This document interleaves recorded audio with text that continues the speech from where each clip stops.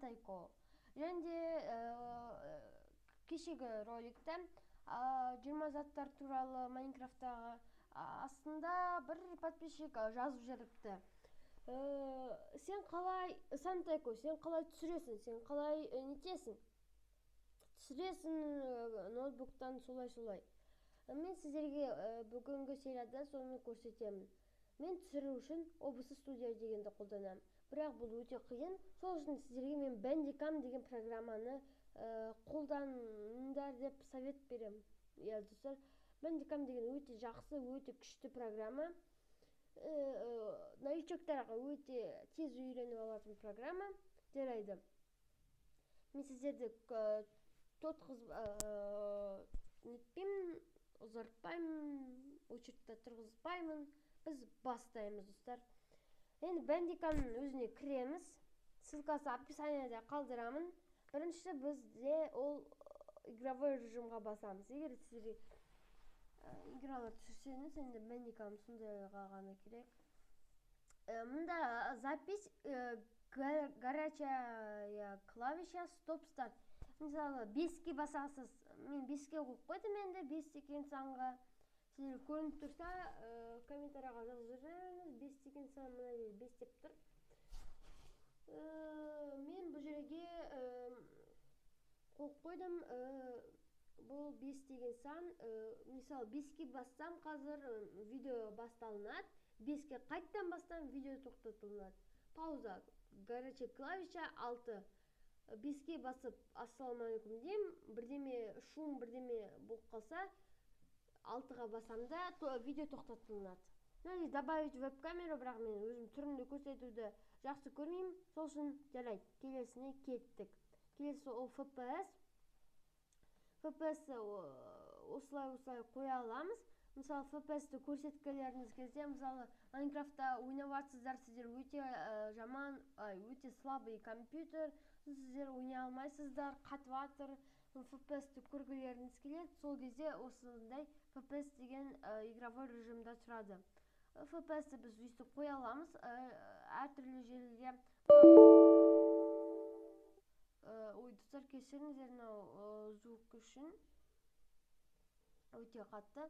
Мысалы, мына жерге келсек осылай, мына жерге келсек осылай, мына жерге келсек осылай, міне осылай көрсетіліп тұр. Астына қойсақ, астында көрсетіліп тұрады. Мына жерге қойсақ, мына жерге көрсетіліп тұрады. Және мына жерге қойсақ, мына жерге көрсетіліп тұрады, достар. Достар, кешіріңіздер. Келесісі ол бізде мына жерге апарайық. Сосын мына жерде бізде видео дегенде осындай настройки деп тұрады. Настройкиға басамыз. Бұл жерде формат файлы AVI MP4. Бұлардың бүкілін осылай мен сіздерге көрсетіп тұрғандай жасаңыздар. Мына жерге AVI-міз MP4. Сіздерде AVI деп тұрады. Ол жаман, өте жаман. MP4-ді қойып қоясыздар. Звук, кодекс, бәлген, сондай. Звуктың частотасын бүкіл бұл программасын жасайды. Менікіне қойып қойсаңыздар, мен қазір сөйлеп жатқандай жақсы шығады. Бірақ одан жақсы шықпауы мүмкін сіздерде, достар. Сіздер менің подписчиктерімсіздер ғой. Келесі ол бізде мына жерде настройки деп тұрады. Бұған бастақ, бізде мына жерде осындай шығады. Мысалы, динамикқа динамик деп қоямыз. Микрофонға микрофон дейміз, микрофонға мына жердегі тоже микрофон дейміз. Достар, мына жерде отключено мындай деп қоймайыныз. Өзіміздің компьютеріміздағы программаны немесе сайтты қоямыз өзіміздің компьютеріміздағы. Мына жерде громкость деген, қазір сіздерге көрсетейін, громкость деген қалай видеоны нашарлатады деген. Громкостьті 100-ге қойып мен күшті снимать етем деген адамдар, міне достар 100-ге қойып қойдым. Қараңыздар қандай қатты шығып жатыр. Жарайды, енді азайтам кішкене.